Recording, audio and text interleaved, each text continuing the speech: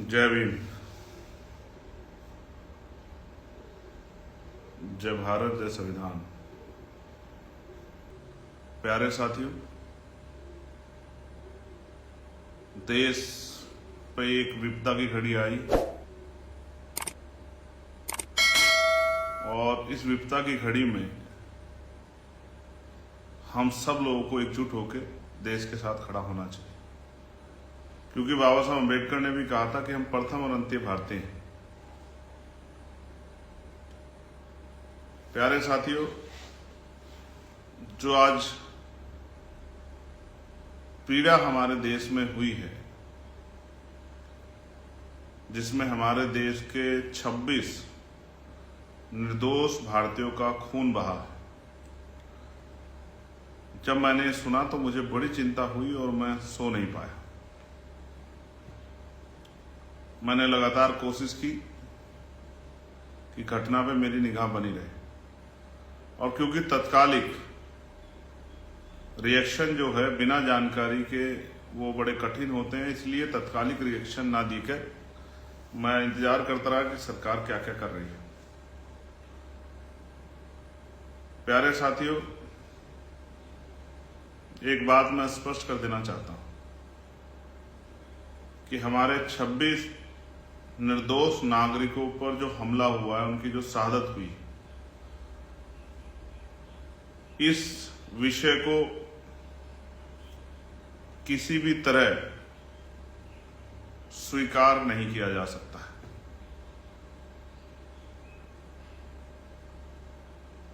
किसी भी तरह से इस आतंकी घटना को, जिसमें सफाई नहीं दी जा सकती है, इसमें किसी के आरोप प्रत्यारोप को कम नहीं किया जा सकता है। और मैं यह स्पष्ट करता हूं,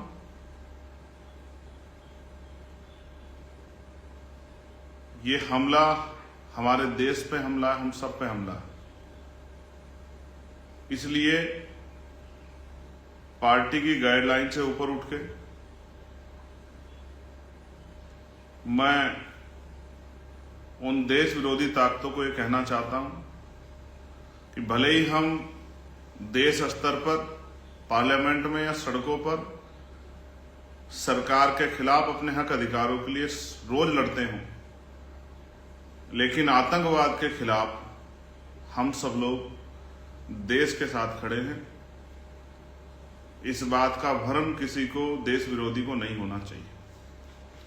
हो सकता है उनकी कुछ सहयोगी ताकतें, शक्तियां, साथी यहां हों, लेकिन आजाद समाज पार्टी, भीम आर्मी पूर्ण रूप से देश के साथ खड़ी है, देश के नागरिकों के साथ खड़ी है, देश की गरिमा के साथ खड़ी है, देश के सम्मान के साथ खड़ी है।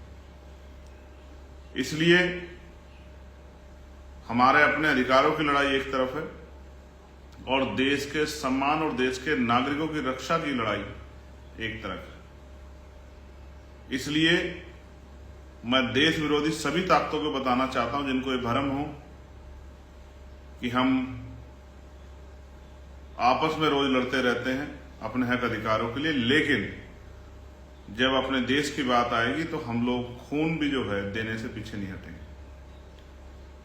इसलिए मैं इंतजार कर रहा हूं कि सरकार किस तरह के और सख्त कदम उठा के आतंकवाद पर कड़ा रुख अपनाते हुए इस पर रोक लगाने का काम करेगी।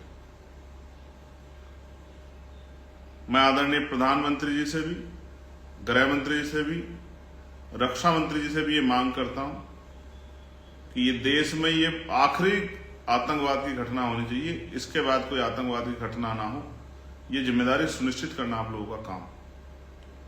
इसलिए मैं पूरी जिम्मेदारी से आजाद समाज पार्टी, भीम आर्मी की तरफ से इस हमले की कठोर निंदा करता हूं, और इस हमले में शामिल, चाहे वो आतंकवादी देश के अंदर के हों या देश के बाहर किसी देश के हों, उनको चिन्हित करके, उनको बिल से निकालकर उन पर सख्त कार्रवाई की जाए, ऐसी भी मैं मांग करता हूं। ऐसा ना हो, मेरे मन में कुछ सवाल भी हैं, ऐसा ना हो कि पुलवामा के तरह 5 साल तक इसकी जांच भी अंधेरी पोटली में पड़ी रहे। मैं ये भी मानता हूं कि अगर पुलवामा की जांच होगी होती और उस जांच में जो चूक हुई है उस समय, उस घटना में जो चूक हुई, अगर उन चूक पे काम हो जाता तो शायद ये घटना पहलगाम वाली ना होती। मैं ये भी मानता हूं।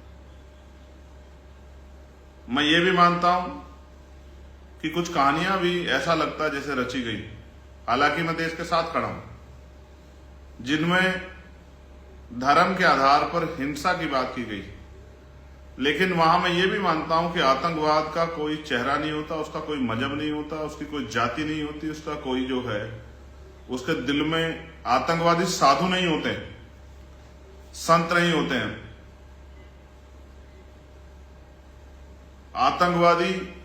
आतंकवादी होते हैं तो महिला और बच्चों को हमला ना करके, जिस तरह की बात बताई गई सिर्फ पुरुषों पे हमला किया गया, ये भी कई सवाल खड़े करता है। हालांकि मैं स्पष्ट कर दूं कि चाहे एक व्यक्ति के साथ भी अपराध होता तो भी हम इतने सख्त होते। साथियों, गंभीरता से हमें इस बात पे भी नजर रखना है कि सिर्फ इस वजह से कि सरकार कार्रवाई कर रही है, इससे सरकार का अपराध भी कम नहीं हो जाता।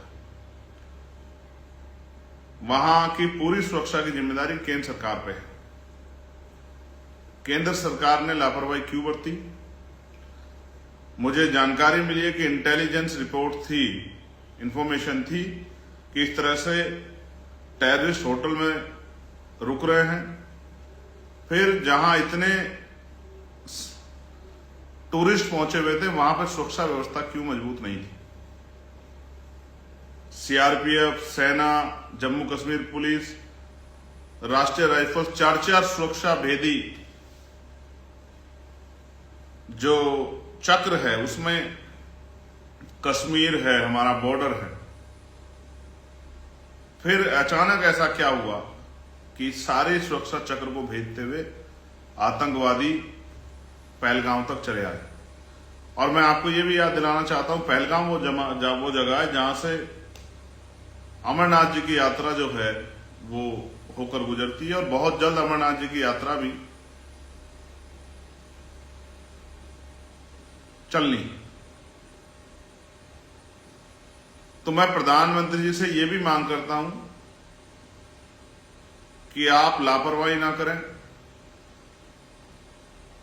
अमरनाथ यात्रा में किसी तरह की त्रासदी ना हो, किसी तरह की कोई घटना ना हो जाए, लोगों के, श्रद्धालुओं के साथ कोई हमला ना हो, हिंसा ना हो। इसलिए बड़ी जिम्मेदारी से सख्त कदम उठाने की और आतंकवाद को चोट देने का समय अब है, उस पर आपको काम करना चाहिए। हालांकि प्यारे साथियों, मैं तो ये मानता था कि जब 370 हटाई गई, जब नोटबंदी की गई, जब यूनाइटेड टेरिटरी बनाई गई, तो ये कहा गया कि मिशन ऑल आउट चल रहा है, अब आतंकवाद वहां जड़ से खत्म हो गया, आतंकवादी भाग गए हैं। नोटबंदी से केंद्र सरकार ने आतंकवाद की कमर तोड़ दी थी। फिर ये अचानक से कहां से आतंकवादी आ गए जिन्होंने हमारी कमर तोड़ दी, हमारे लोगों को खून के आंसू रुला दिया। मैं इन परिवारों के बारे में सोचता हूं जिन परिवारों ने अपने घर के लोग खोए हैं। किसी ने अपना बेटा खोया, किसी ने अपना पति खोया, किसी ने अपना भाई खोया। मैं उनके बारे में, किसी ने अपना पिता खोया, मैं उनके बारे में सोचता हूं, उनके दर्द के बारे में सोचता हूं तो बड़ी चिंता होती है।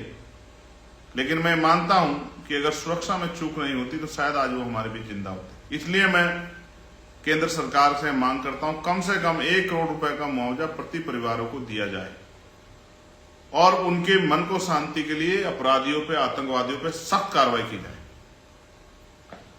लेकिन यह भी समझ नहीं आता, जहां जम्मू एंड कश्मीर में चप्पे चप्पे पे सेना का जवान, सीआरपीएफ का जवान, कश्मीर पुलिस का जवान, राष्ट्रीय राइफल्स का जवान दिखाई देता है, तो इतने बड़े स्थान पर कोई भी एक सुरक्षाकर्मी ना होना और आतंकवादियों का चुप आसानी से आना, 40 मिनट तांडव करना और फिर बिना मुठभेड़ के चला जाना, यह भी मेरे मन में बड़ी चिंता पैदा करता है कि ऐसी इतनी घोर लापरवाही क्यों हुई।